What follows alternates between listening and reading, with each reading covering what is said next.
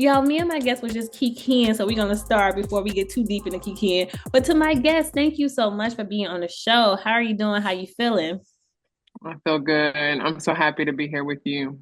Yes, I just want to get this out the way and give you your round of applause because this this book it really resonated with me because one, I don't have a relationship with my mother, and two, my listeners know this, but I recently just started speaking to my father, who I never met since Christmas.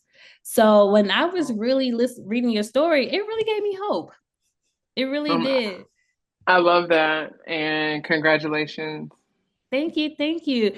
So, did you ever feel nervous about how people, especially those who were in your life, would react to your truth? Oh, of course. Yeah. I'm nervous right now talking to you and knowing that another person in my life is going to hear this. Yeah, of course. I've got a lot of my story that doesn't sit well with some people, doesn't feel right. It makes people a little bit uneasy, and so of course I do carry that fear that I'm Mm-hmm. going to turn someone off, that I'm going to upset someone that's been in my path, over these years. So it's a fear of mine, to be honest. Have somebody came to you and like try to curse you out? Not curse me out, but I've gotten several messages.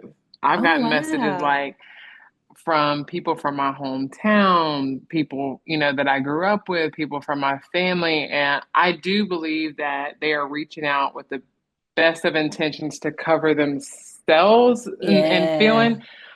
But it's a hard conversation to have, but I had to swallow and say, you know what, it's time. It's time to talk about it. It's time to get what my story is out there. And then however that makes them feel, we cross that bridge when we get there. Yeah, I can only imagine how difficult it was for you to try to balance everything between your story, where you from, which is a well-known sundown town, your parents, your grandparents. Like I can only imagine the emotions you had to navigate with that.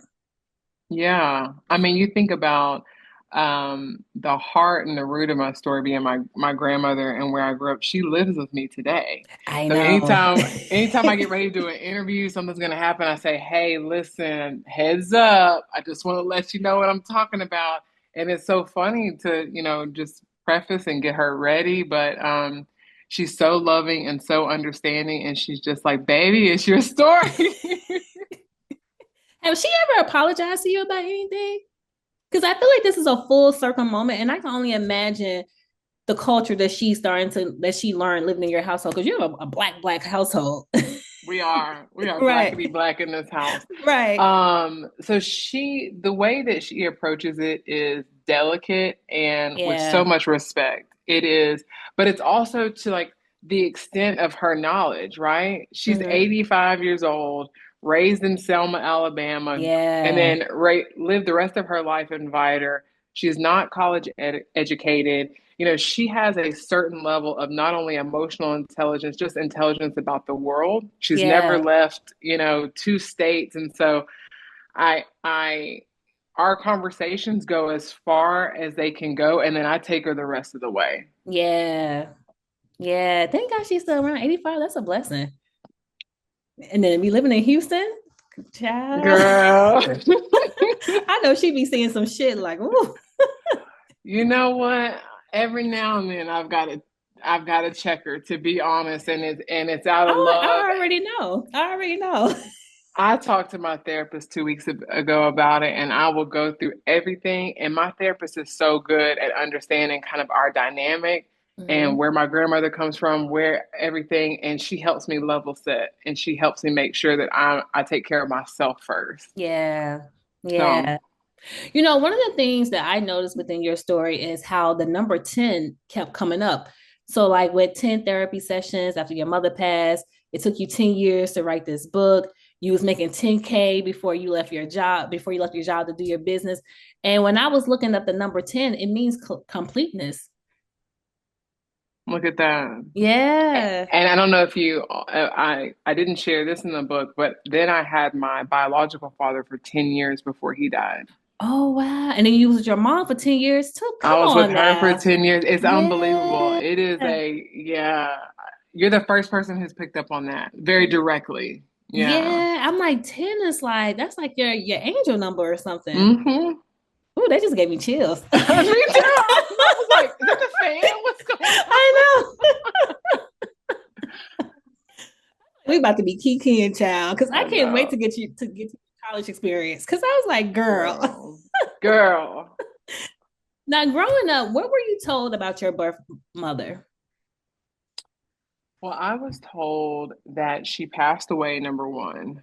Mm-hmm. The very first thing that I knew was that, she passed away, that my mother was addicted to drugs, Mm-hmm. that she had HIV, which they said she had AIDS. It had turned to AIDS and she had passed away. My Mm-hmm. mother did have HIV. My mother Mm-hmm. was an addict, was an alcoholic, all the things, but she did not die. She did not pass away. So when I was growing up, I thought that my mom had passed away Right.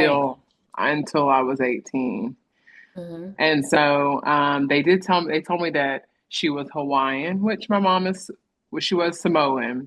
Mm-hmm. And so they were close in terms of the Pacific Island thing, but they also told me that she and my father had a relationship, that Mm-hmm. she and the man who adopted me, my father, that they were together, and that she decided that she didn't want me and she gave me to my father full time. That was the story. And then she passed away, and that's all I was told. I feel like they really came up with this elaborate story instead of just like, listen, girl, this is what your mother, this is what happened. Yeah. So when You you heard know, this, oh, go ahead. I was just going to tell you this, that when it really came to my mind, one of the things that I think about is my grandfather. He really struggled with the fact that my dad, who adopted me, was gay. Mm-hmm. And he struggled with it. That was his firstborn, that was his only son. And whenever I had been around for a while, my he was allergic to morphine. And I had Mm, this go-kart accident when I was about 7 years old, right after my dad had passed. And I found out in the hospital I was allergic to morphine. My grandfather took that as he was happy about it. He was like, I knew you were his child for real. I knew my son.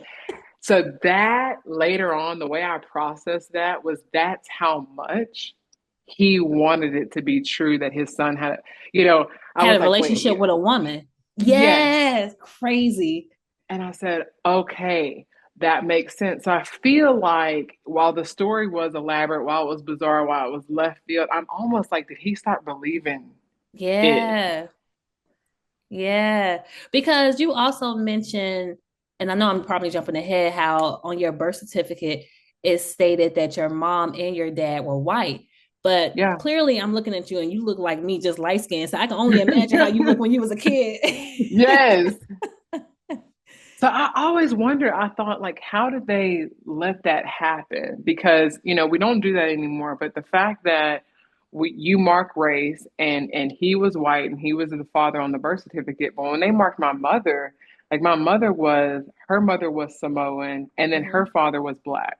Mm-hmm. And so I thought, who marked white? Was that the lawyer? Because there was a lawyer involved, because it did end up being a formal adoption. But I thought, like, how is it just whatever you check and they just send it through? I Right. didn't understand it.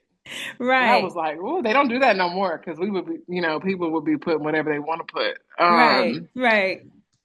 But I But also feel like at a young age, you start to realize like some of this is not adding up. Like the math is not mathing. oh, for sure. Mm-hmm. I feel like the math wasn't mathing, but at the same time, wherever you're sitting as a child, Mm-hmm. you're gonna try to fit in. You're gonna try to go the path of least resistance. You already are sitting here without parents. Mm-hmm. So I have no parents. I'm growing up. I'm with Yeah. my grandparents. I'm in this homogenous environment, all white. So even though, of course, I'm like, man, this is kind of weird, I was just going with the story. I was You ain't have making no up stuff. choice. Oh my gosh. I have to tell you the most embarrassing thing, this story I made up, and I'll never forget it. I was on this cheerleading squad, and I Mm-hmm. was probably at this point, I was like in the second grade. Mm-hmm. And I'm on this all white cheerleading squad, and we are at our first overnight, like, sleepover thing. And they're all crowded around me, and they're like looking at my hair, and they're all this. Girl, I make up this big old story about my birth because they told me I was Hawaiian. I said that I was born in Hawaii and that they didn't have real hospitals, that they like pulled me out with sticks in a village. Girl, and I Girl. am running with it. They are listening. I'm running with it. And this is my story. But you get what I'm saying? Like as a child, Mhm. yeah, it didn't add up, but I'm like, you know what? I'm gonna run with this too. If y'all Listen. gonna tell it, I'm gonna listen. If y'all rocking, I'm rolling. Oh, I just can't believe it. It's cringy, but man, people, the last few months have been interesting to see how people have really reacted to, me Mhm. telling that part of the story, me saying like, man, yeah, like how did you not know you were black? And I'm like, it sounds wild right now. Like if you Mhm. ask my 6-year-old daughter right now, she would be like, man, blackity black. She's doing a Black History project right now at the table. Like my children are very aware. So Yeah. they would never be able to believe mommy grew up thinking that she wasn't black. They wouldn't understand that. But I'm like, you gotta know when you're Yeah. growing up in a place where no one looks like you and every adult that you trust has the same story, you're gonna go with it. Yeah. And I also feel like your family, like your grandparents, they really tried their best to make sure that you believe that you were not black with your hair, you not being in the sun. Like I was like, yo. But You in the know, weirdest type of way, it's like they were trying to protect you because they knew what time it was. I think but I definitely have love and appreciation for the protection angle of it. Right. And then I also think, like I said, with my grandpa being a little bit in denial and sort of like in a self-serving way, I think that story was easier for Yeah. everybody, right? Yes, it was protecting me because Vider's rough. Yeah. But I think there's also a piece of it that's like, man, like this is the story we want to believe too. Yeah. I know your grandma was like, girl, this girl hair keep on kinking up. I told her little ass to put a stomach Oh cap my on. gosh. The hair thing was such a big deal. It I know was she such was a big stressed. deal, girl. And And you now got she thick just said, hair? "Oh." So we'll be sitting in the living room. I'll be braiding my daughter's hair, and she's just looking. She's like, "Look at all that hair." I remember when, and I'm like, "Girl, I know y'all struggled. I I know know y'all she struggled." struggled, child. Now tell us the story about how your mother met your adoptive father, because that story was wild within itself. Yeah. So, for those who are not familiar, the Montrose area of Houston is Mhm. really, it's where a lot of gay bars, clubs, a lot of LGBTQ plus, the community really resides, feels safe, protected, and really has a lot of freedom and liberation. There's a lot of liberal people that live there. Montrose has always been a safe space Mhm. if you're in Houston. And so my adopted father owned a bar in that area. Mm. And my mom loved the gays. Do you hear me?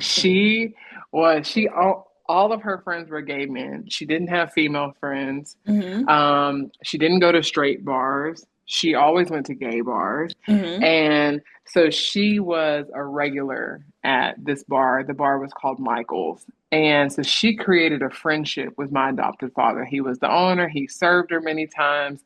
She would bring fun people in there. My mom was the life of the party. I So, can of see that. course, oh my gosh, she's fun and she's buying drinks for everybody and all that. So they had a relationship, they had a friendship. And so they met by way of the bar and just by having a good time. And then when she became pregnant with me, she confided in him. Mm. She told him her situation. She's like, I don't have the lifestyle for this. I don't want to be a mom again. I already have one child. She's Mhm. like, I'm not finished with my party days. I, you know, I financially, I'm not all the way together. I done Right. left her dad. She left my dad in California. So I she's know. confiding. She's telling him all this. And he's like, wow, that's a whole lot, but you know what? I can help you. Mhm. And that's what I loved is people like, the way that I have been communicating the story seemed like, oh, this was just this white man that came and bought me from this stranger. And I was like, no, they had a They friendship. had a He friendship. loved my Yeah. mom. Yeah. I mean, you could tell there was love there because even when she agreed, like, okay, I'm gonna do this, I'm gonna let you adopt my child. Like, he made sure she was put up, made sure she got clean. Like, he really took care of her. Yeah, he helped her with tickets.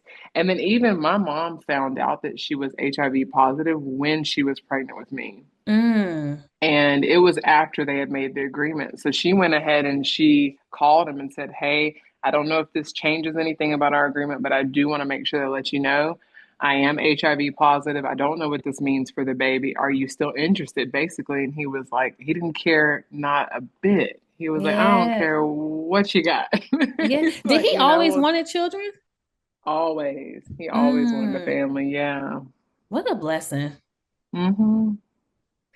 So, what was it like growing up with him? Because I feel like he was so gentle with you. I feel like he was like, I don't know. I feel like he was just so happy to have you in his life. Everyone who was around during that time and that are the people that are still in my life, they'll say, "You have no idea. He didn't care about anything but you." Right. Everything he did, he was so loving. He was so fun and playful. And he had bought a feed store. And so he and I, like I was a baby, a toddler running around. He's running the feed store. He had bought some land, had some pastures and cows on it, and it was just me and him. We running the Oh pasture, my we God. picking. He was incredible. And the memories that I have of being 5 and 6 years old and staying up late and he read to me and people think like, man, 5 and 6 is so young, but the core memories you make and the way that Yeah. I'm able to recall and I remember the warmth that I felt when he was around me, he was an amazing dad. Yeah. So did you Mm. understand what happened when he discovered that he had cancer? Because you were very young. Yeah, I was very young. I knew that he was sick. Yeah. And I remember visibly being able to tell, like he wasn't well and he would get chemo and he would, throw up a lot and he Hmm. wouldn't eat and then he lost a lot of weight. So visibly, I knew that he was sick. And then I would like physically see him kind of going downhill. And we talked openly about cancer. He had one arm. So I knew that he lost his arm because the cancer had spread. So Oh I, wow. yeah, he had like a little pea-sized tumor in his hand, and the doctor cut it, and it spread up his arm. They had to cut his arm off. You know that was gonna be my question. I was gonna like, what happened to his arm? Yeah. And so that was Wow. always a thing. I was always aware that he had doctor's appointments and, all of that. And so when he got really sick and when it was like time for him to die, I was clear like that this was going to take him. He was sick. And so it was Oh wow. sad. Yeah, my Yeah. condolences.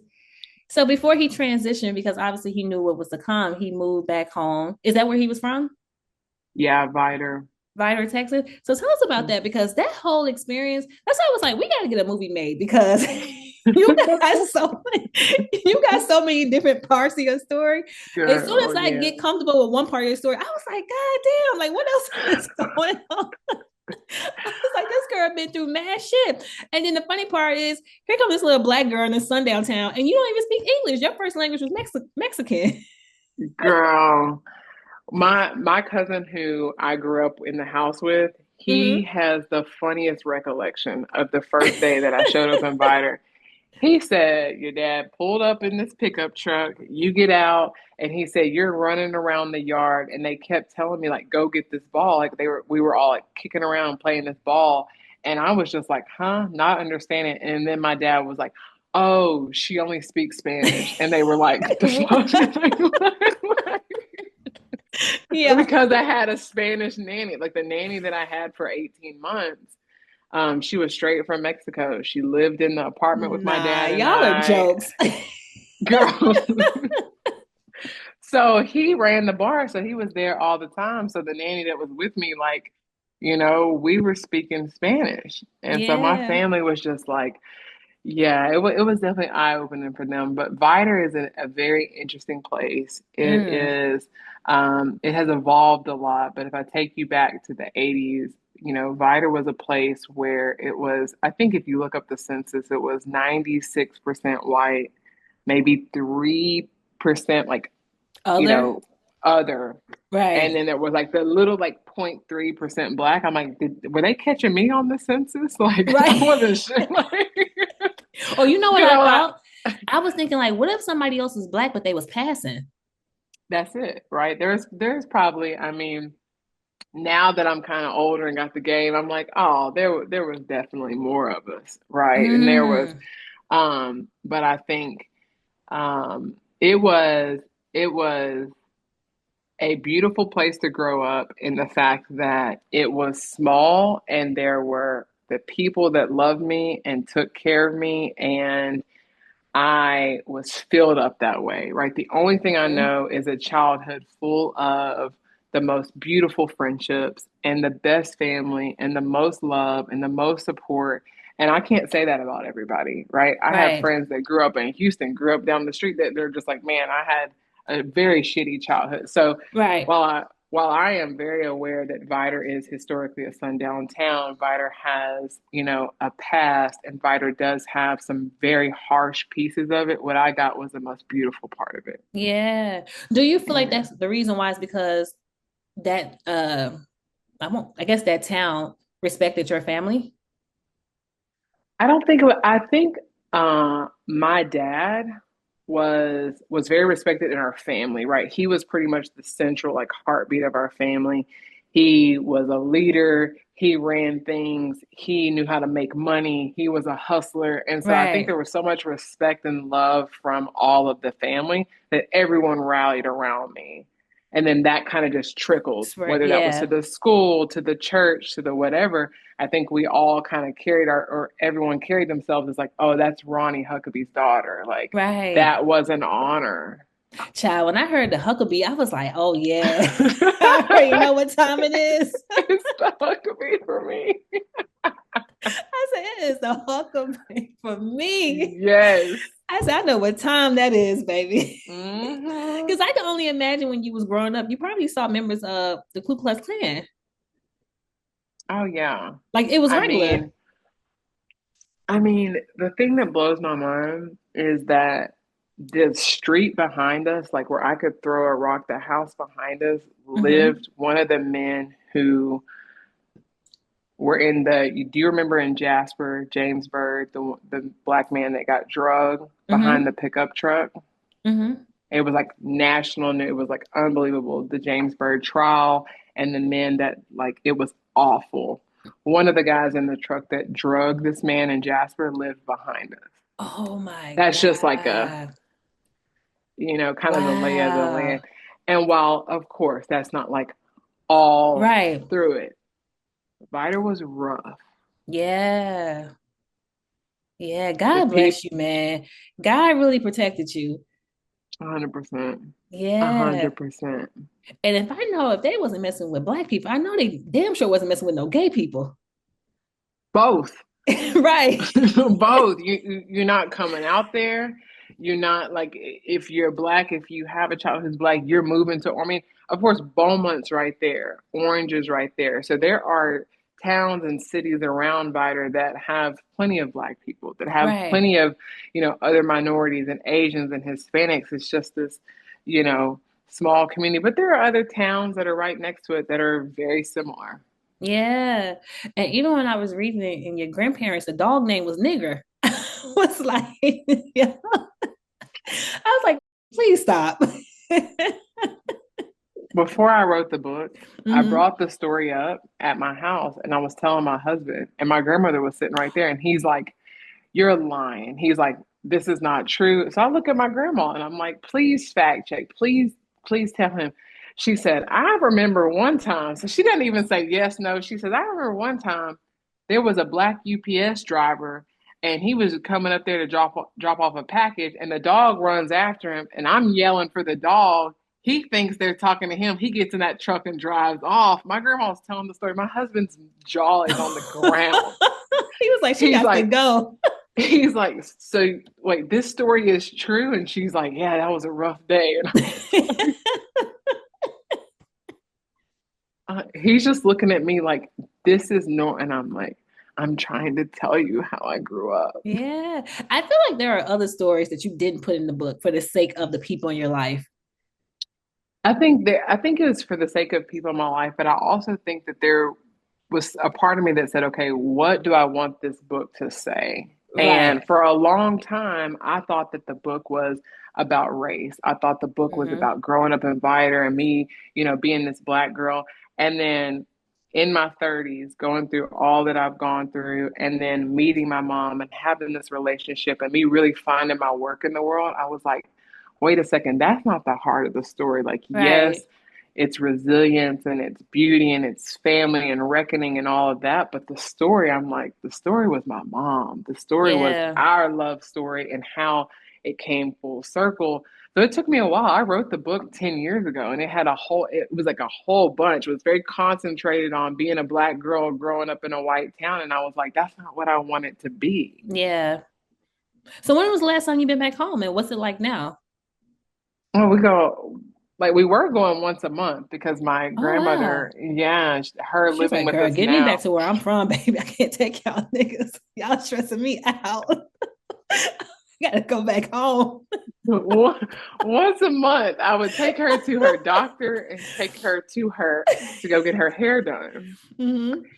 We did that for years. And then finally I said, enough is enough. Like with all this ripping and running and driving, I was Right. getting different people to bring, I said, girl, you're going to have to get a Houston doctor. We have the best doctors. Like, we're Nah, not girl, she driving two tired of hours. y'all. Right. She's like, take me home, girl. I just want a little bit of backwoods. So I let it ride. And then Hmm. last year, she was like, you know what? I want a Houston doctor. And I let her come to it herself. And I brought her to go get her hair done at this random spot that I found. This Hispanic lady doesn't speak a lick of English. She's in there rolling her hair. I was like, "Look, lady, you gonna get all the. If you gonna really be a city girl like me, we gonna do all of Right. this." Right. So, how did the environment shape your sense of identity before you fully understood your racial background? Because even when they would say certain things or they would call the dog nigger and stuff, like deep down inside, you knew something was off.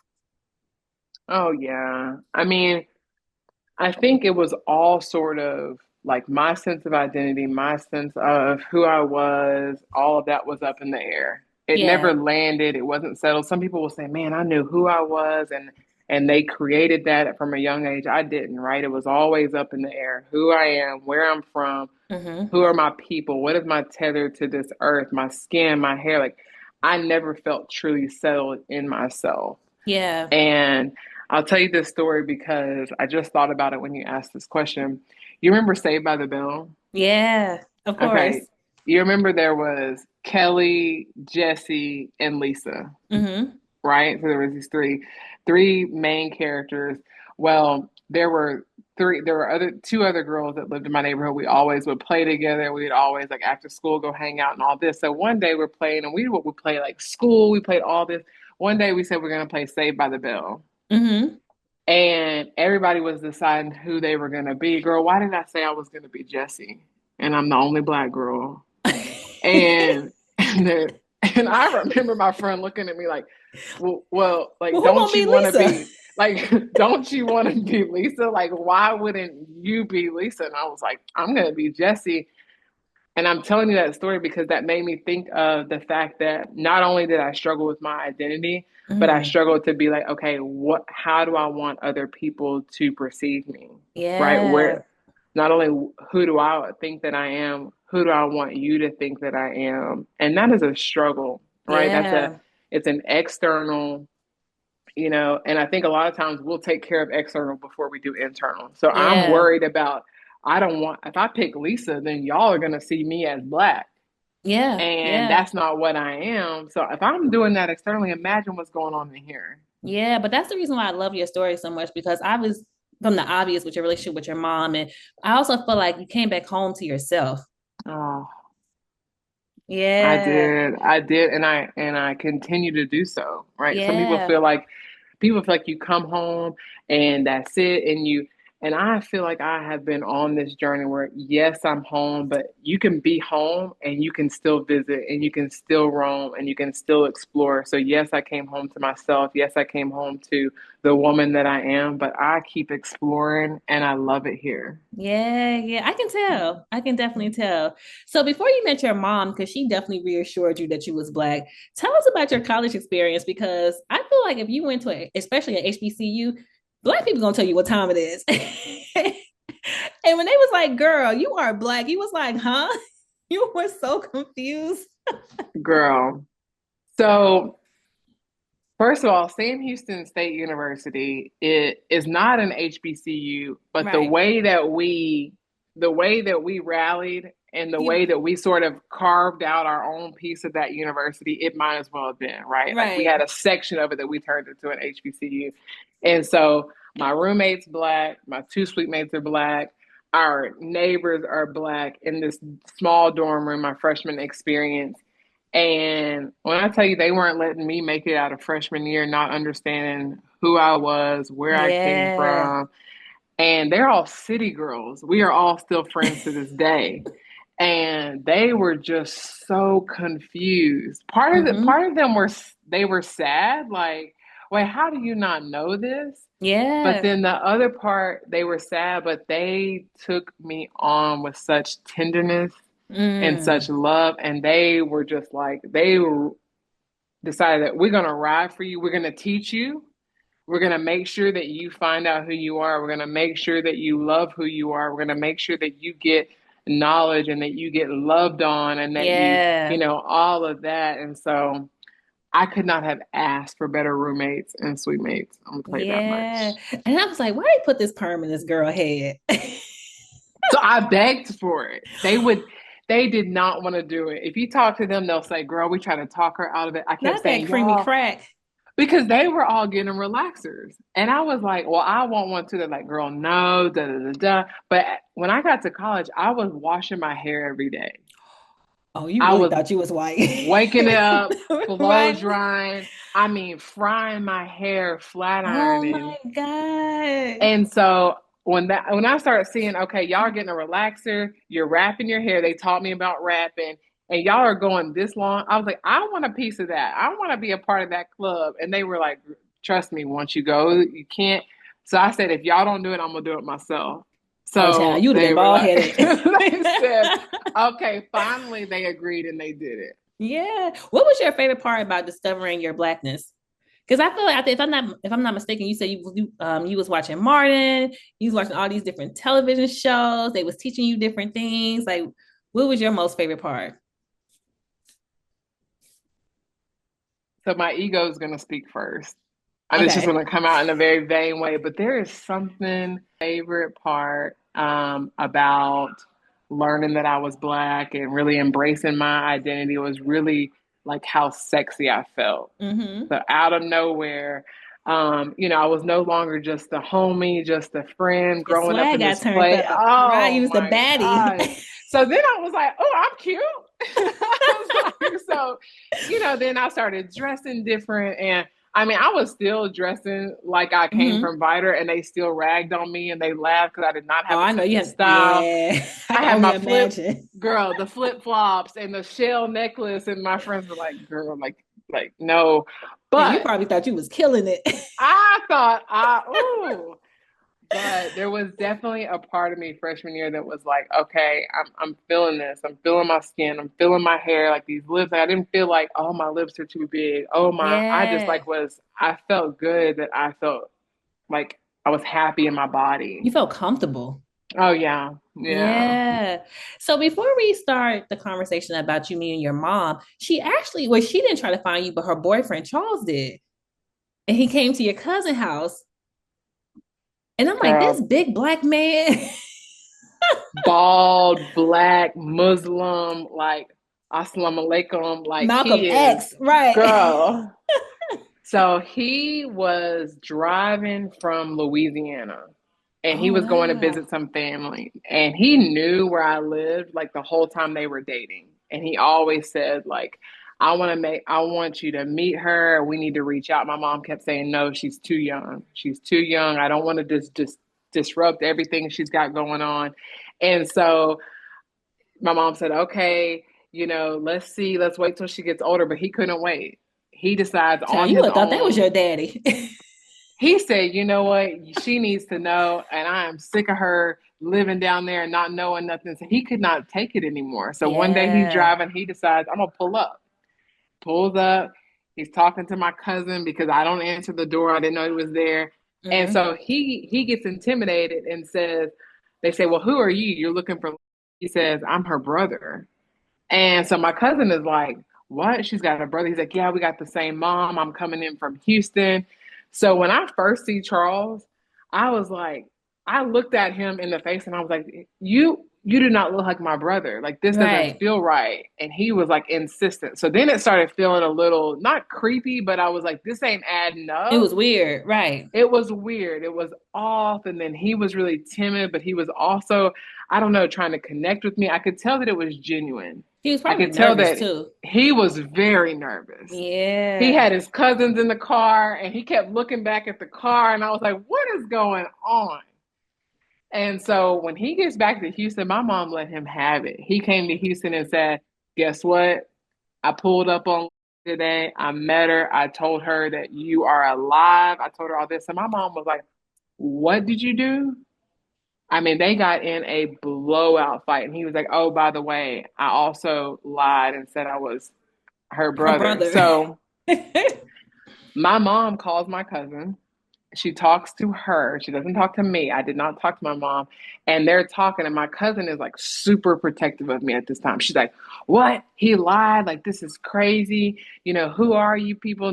She's doing all this. Right. Right. Me and her looking at each other like, right. What they Yeah. do. So Right. yeah.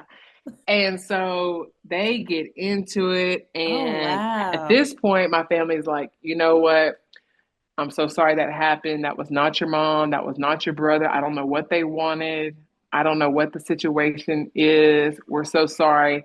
And so at this point, I'm like, okay, that wasn't my brother, which duh. Right. But is my mom alive? Like, what is this? But then when I tell you, I just like, boom, shut it off. Didn't happen. Like, I don't know what that was, but I've got a senior year to live. And I just moved on. Yeah. So to walk us through when you first met your mother, and I thought this was very interesting and also is given our age, because I remember when I used to call the operator and ask for like people numbers. Just give the name and they Right. give. And they would give I'm it to like, you. I was like, wow. So I called and I gave her Hmm. phone number and it was Mother's Day. Yeah, And it which was was my sophomore crazy. year. Yes. But that morning I was just like, you know what? I'm gonna call and I'm gonna get some information about her. I'm Right. gonna find out like there's gonna be some kind of number that they're gonna give me. And I spoke to my mom for the very first time, Mother's Day, my Mm. sophomore year. And the moment she heard my voice, she was like, I live not even 2 hours away. You are my daughter. Come see me today. Let's meet. I have so much to talk about. And I drove and met my mom that day. My Mm. first conversation to ever have with her. And it was the most beautiful moment of my life. Hugging my Yeah. mom for the first time. I've had kids, I've been married, all these things. The most beautiful moment of my life. Yeah. And then you see your brother Charles right there crying. And then you see your Charles real and that, brother. and I'm like, Charles, like, cause I'm side on Charles, but then I also am like looking at him with a little bit of love, like this wouldn't, you're here, I get it, it was it was amazing though. Your mom had to be a really special lady because she had a lot of people that looked after her. Oh my gosh. Yeah.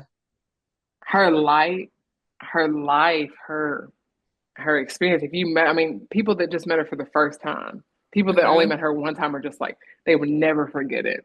Yeah. Yeah. So when you met your mom, how did the real story you learned about her compare to what you had been told for 18 years? And how did discovering the truth change your perception of her and of yourself? I think when I met her and I listened to actually this, I listened to the story and I really heard her perspective and her side and what she went through on that side. I Yeah. think number one, I was grateful that she was alive and that I was going to get the opportunity to know her. I was mad at first because I thought, man, now you've got this bomb ass life. You She was are a doing boss too. Right. you're doing so well for yourself. You're doing all this. So I'm listening. I hear you, but now I'm a little bit upset and I'm a little bit resentful and I'm kind of like, okay, let me let this play out. But I think meeting her and knowing that she did like yearn for me and Yeah. that she did like because a part of me was like, you didn't even care. Like, you didn't. But then, like, listening to Charles and knowing that she did want me and that she was sad that I wasn't there, I think gave me a part of like, man, I am worthy of someone missing me and loving me, especially my mom. So it Yeah. changed. It changed. And I feel like she stayed close to you because deep down inside, maybe she knew that you was going to come back and find her, or y'all was going to reunite. Because what are the odds of y'all being 2 hours away? The reason I paused to answer that part is because when I did meet her, she was not ready. Mm, She was, my mom had this party life and she was so excited not to have this attachment and this label of, I've got a daughter and I've got to be a certain way. So I don't think that it was for me. mm-hmm. And it might have been fate and it might have been in the cards, but I think her decisions and her choices were not driven on staying close for me. That might have just been how it happened. And then, thank God it happened. Yeah. And I'm so happy that I was close and we were able to do that. But the choices she made in her life were definitely for her. Yeah, yeah. So after you met her for the first time, you spent the night, y'all having a good time, y'all got drunk, and then you woke up the next day, you was excited, and you left and you called your cousin. And come to find out, everybody knew the secret but you. So how did Hmm. that make you feel? Because that's But so common in a lot of families. Oh yeah. I Yeah. mean, now that I'm telling the story, I have Mm-hmm. people that DM me all the time. Oh, I need your help. I need to tell my daughter that she's adopted. Or Mm. I have all of these families now reaching out because they've heard my story and they say, you know what, I think it's time. And I'm like, oh, it's been time. The earlier, the better, right? Yeah. Like you need to tell them early. Mm-hmm. And so, as an adoptee that other people in your life knew and didn't tell you, there's a sense of betrayal, right? There's a Yeah. sense of like, especially like my best friends, my closest cousin. I'm like, how did it never come up? Like Yeah. we had a whole childhood, a whole lifetime, a whole adolescent, like, teen years, high school. Like it didn't come up. None of these, like, you guys knew. Right. And so I felt betrayed. I understood that they didn't feel like it was their place, but I had a lot of anger. I mean, that's a big truth to tell. Like I couldn't even imagine. I think Like, everybody was like, no, looking at somebody else, like, you gonna tell her? No, you gonna tell her? And it was like, nah. right. So what were some of the similarities that you noticed between the two of you? Because I feel like when I'm just talking to my father, one of the things I feel like we have in common is our personalities. Like we're so much alike. And then also we look alike. So when I'm like discovering him and like, we having conversations, I'm like, damn, this nigga just like, or I'm just like him. That same. My mom and I looked alike. When I saw her, I was like, oh my gosh, there are so many. Our mannerisms. We would talk with our hands, and we are like, larger than life, life of the part, fun. Like, we were so similar in terms of personality. We're similar in terms of our intellect, and Yeah. similar in the way that we love people. We had differences, but the similarities were the most beautiful. And they were the ones that made me feel like, man, like, I came from her. I was very clear about that. Yeah. And what were some of the biggest challenges that you had to navigate? I think I felt like my mom was selfish. Yeah, I was gonna say, I And feel like your mom was very self-centered. my mom was self-centered. Anyone who meets me, I'm like, it is you first. It is the world first. And I Yeah. know self-care and I take good care of myself, but I am gonna take care of my people, my friends, my family, and I am gonna love on people in a way that they feel the most special. And that's like just how I navigate the world. Right. My mom was more interested in get interested in me. Yeah. And then we're gonna, and I'm more interested in other people. And so that was a big difference in our relationship. Because when you met your biological father for the first time, she was with you.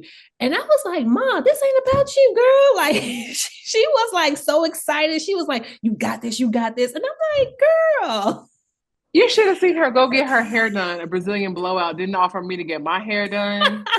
She getting all like fancy. She was looking good. Girl, I don't even remember how I looked that day. I think I looked a hot mess. I'm gonna be honest. I And then think you I end was up just like, leaving. I snuck out the back. I snuck out the back because I was just like, this is too much. They were just being too cavalier about my situation, and like them catching up just felt too like, I was like, okay, this is too casual and this is so Yeah. serious. We're talking about my life. We're talking about neither one of my parents being around, and y'all are giggling and sniggling. And And I'm Kiki and like, shit. what's Right. so funny? I was like, hell no, I am out of here. Right. So what was your relationship like with your father before he passed away? He was a funny man. Yeah. He was a laugh. He was a good laugh. He was all jokes. There was nothing serious about Sonny. There was nothing serious about my father. Everything was a Mm-hmm. joke. Everything was laughable. So like we didn't get serious for a long time. Like the first couple of years, I was really of the mindset that I didn't really need him. It was good to Mm. know him. I met him. Okay, check that box. But I did not crave a relationship with him like I did my mom. I wasn't checking for him. There wasn't a whole like desire there. So there was a wall and a barrier that I put up for years and years. Right. And then fast forward, I had my own kids, and then that wall started to come down. And I was like, you know what? I want them to have a grandfather. I want him to Mm-hmm. be around. He started coming around more. He moved to Houston. And so then I started letting him into my world. And I started like, okay, maybe, he's all right. And he started developing a relationship with my kids. And I was Mm. really grateful for that he did that. And then he got sick and died on me too.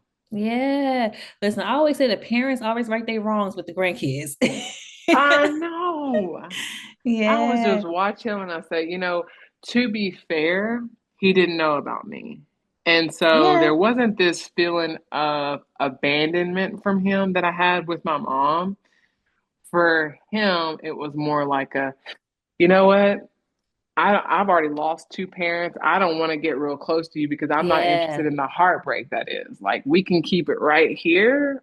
And then I like slowly, and I didn't, to be honest, I never like fully threw myself into the relationship. And I'm glad I didn't. Selfishly, I'm glad that I didn't because, when he passed 3 years ago, I was devastated. I was really, really sad, but I Mm-hmm. was sad for my kids. I was sad because Mm. I wanted them to have a grandfather. I was sad that I lost a dad, but man, the dad that I had at 6, that passed at Yeah. 6, I'm like, there was like for me no topping that. So my sadness when my biological father passed a few years ago was the potential of me having a family that had, this grandfather, that had this older male figure in our lives, and I was sad about that. Yeah. You know, one thing about your mom, because she said that she doesn't regret her decision, but do you feel like she wish you would have did something differently? Because I feel like when y'all met and when y'all really locked in, you gave her like unconditional love, like, and it was like I can only imagine how overwhelming that might have been for her because you never stopped. I don't think that she regretted her decision, but I Right. definitely think that I healed parts of my mom that no one else could. Yeah. And I think that if she could have gotten that sooner, and had more of it, that would have just added more. That would have been a big bonus for her. I don't think that she regretted anything, but I think that she needed more time with me, just like I needed with her. Yeah. And then you end up living with her for a year after you I went to did. what, Korea? I did. I moved in with her, and baby, I all know that that was a shit show. all that estrogen flowing through that house. And Yeah. then we're on our cycle at the same time, Oh, trying to child. still just navigate it.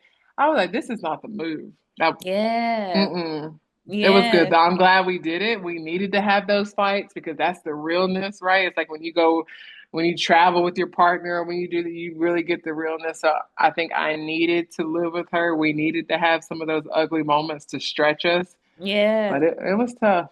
And then you took a job in the Middle East. So tell us Hmm. about that. And then at the same time, you discovered that your mom had cancer. Yeah, so I took a job in Doha, Qatar, which my mom loved the Middle East. She loved to travel. She was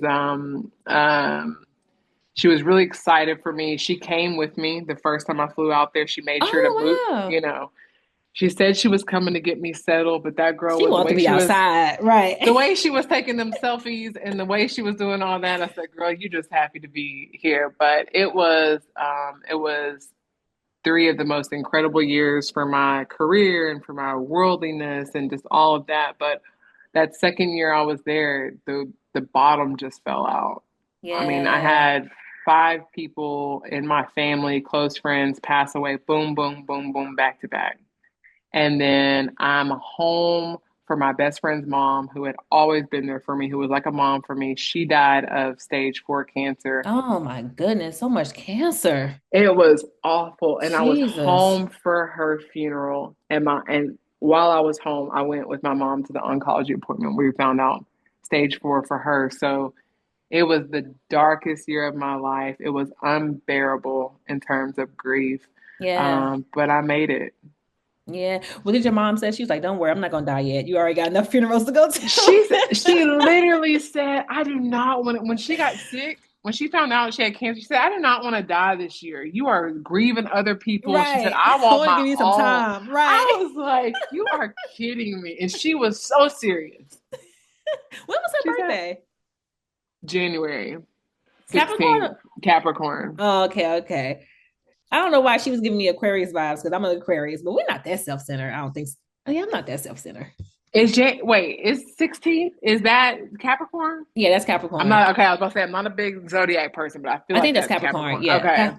That's so crazy. I believe my mother's birthday is January 17th. Okay. Yeah. So one thing I love about y'all story is when y'all realized that she was sick, y'all really took the time to be intentional and to write the ending that y'all wanted for y'all love story. We did. Yeah.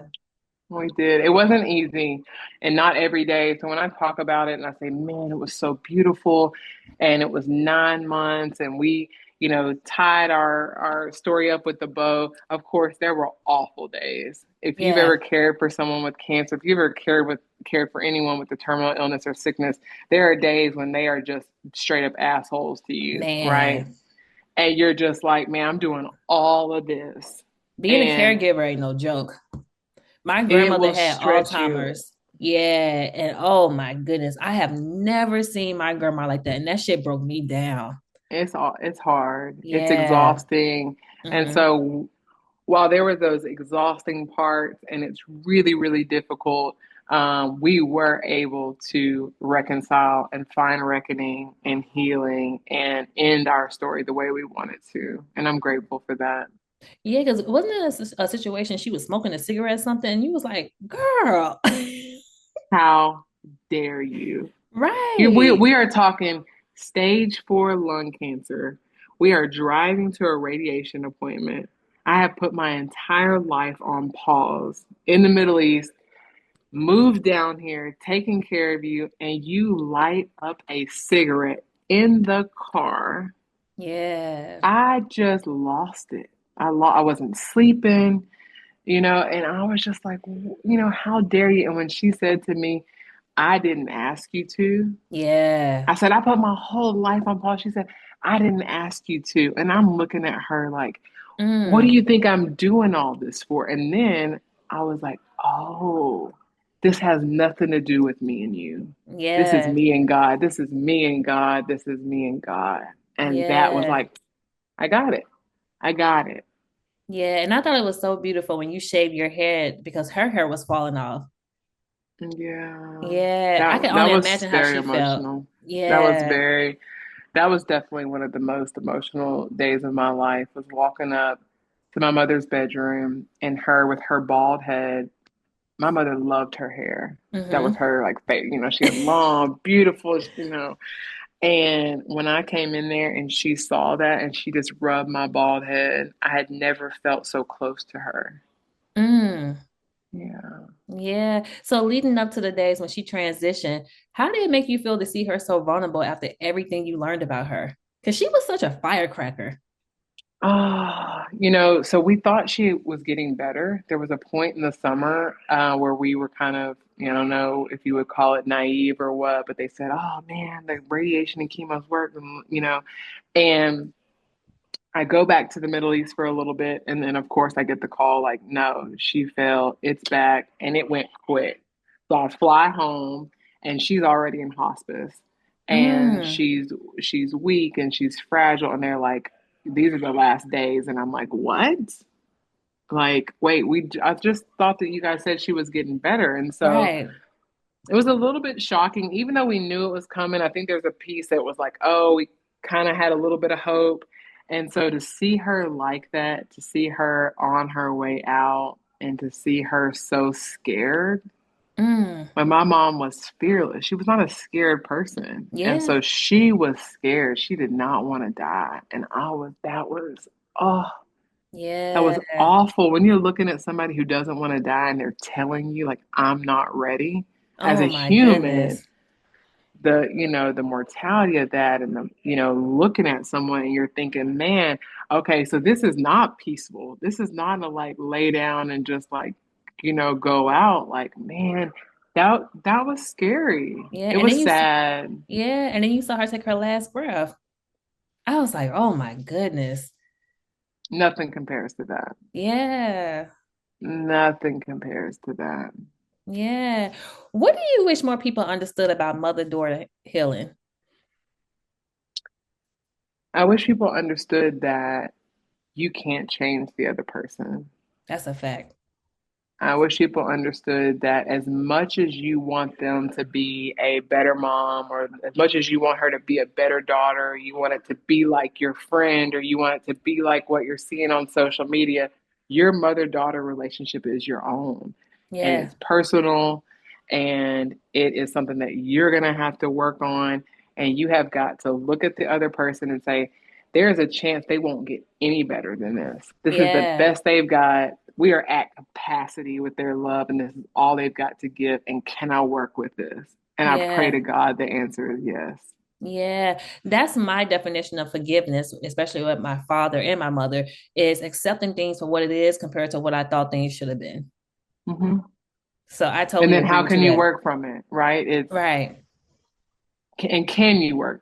So estrangement is on the rise, right? 1 in 10 mother daughters are completely estranged. They decide, I can't work with this, and it's a personal decision. Right. But I think once you find out who your mother or father really is, and you say, can I work with this in a way that doesn't rip me to shreds? Can I Right. work with this and heal from this? And can I have a relationship where I get something, some sort of peace and love out of it?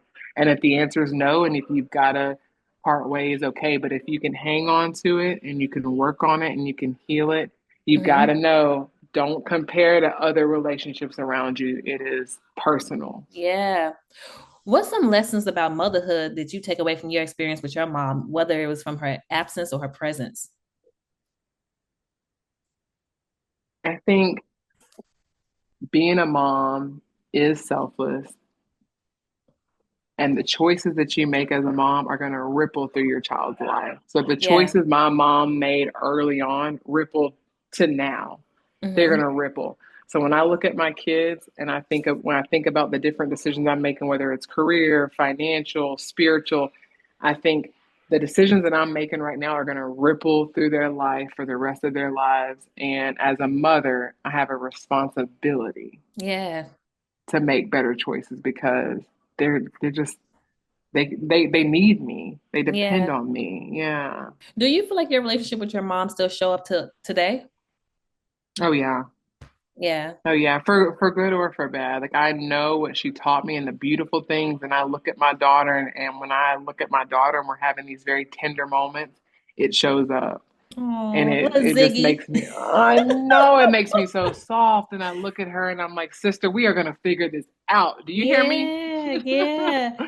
So we're almost finished, but one of the things that I love, because this is what I did with my platform, is to pretty much turn your pain into your purpose. So tell us about how your journey with your mother and your relationship with her, you was able to turn into a business, which I thought was like amazing. I could not shake the idea. And if anyone's listening and you've had this idea kind of circulating in your head and you've wanted to Mm-hmm. start a business, you've got to be super passionate about it or you will not Yeah, make it, right? You've got facts. to really love it. And so, Like, would you do it, this for free? yeah. Yeah. And for years and make no money and spend money on it. And Me, that's what you happened just, with my, yeah, the professional home girl, y'all. yes. So I think you got to ask yourself, and I got really clear about that. And I couldn't shake it every day. I thought, man, I want other mothers and daughters to realize the power they have if they reconcile and if they heal. So I could not shake the idea that after my mom passed away, that I needed to help other mothers and daughters draw closer to each other. I knew how beautiful it was to have a mother-daughter relationship that I was proud of, that I was Yeah. healing from. And I said, you know what? I'm going to go help others. And so turning my pain into purpose, I was grieving and I was sad, but I knew that I had to use it. My mom looked at me in the face when she was in hospice on her deathbed. She said, you better find something to do with all this pain. Okay. And I will never forget that. Mm. And I say, you know what? The way that it's showing up in our work, we do a mother daughter therapy app, and it is incredible. And I Mm. love being able to help other families. I love being able to share my own story and that motivate mothers and daughters to get their shit together and just Yeah. work on it. And so I love the business that we started. I love the therapy that we're working on. Yeah. And if you could say one more thing to your mom now, what would it be? Thank you. Mm. Thank you for showing up as yourself. Even when I pushed you to be more and wanted you to be different, you kept giving me who you were. And that showed me Yeah. that, you know what? That's what you had. And so I would tell her thank you. I would tell her thank you a million times. Yeah. And last but not least, what do you think your father, your adoptive father would say if he was still here to see everything you accomplished, especially the relationship with your mom? I think he would be so proud. I think he And would I be think proud he, too. I think he would be like, duh, like this is the life I knew you were gonna have. It was gonna be extraordinary. Like the way you came into this world, the way that you and I had each other, I think he would just be smiling and be like, girl, this is everything I thought it was gonna be. Yeah. Well, listen, I am just so proud of you. I cannot wait for this movie to come out. If it's going to be on HBO Max, Lifetime, listen, even Netflix, you hear that? Netflix and the Hulu. I think your story is so beautiful, and it's really allowing me to take a different approach with my father because it's very important to me to have at least one relationship with a parent. And I can say I'm very excited about speaking to him and having a conversation with him. So I appreciate your transparency and just the way you was able to just love and heal and just everything, sis. I'm so proud of you. Thank you. Thank you for sharing that part with me as well. Yeah. And to the listeners, if you want to know more about my guest, you want to know about her book, her app, please make sure to email me at hello@thephcpodcast.com because we do support entrepreneurs, okay? Our baddie over here. And I think that your story is the epitome of our motto to always share your storyline because you never know how it can be someone else's lifeline. So I really appreciate you. And until next time, everyone, later. You're not going to say bye? Bye. Thank you guys. Thank you so much for listening.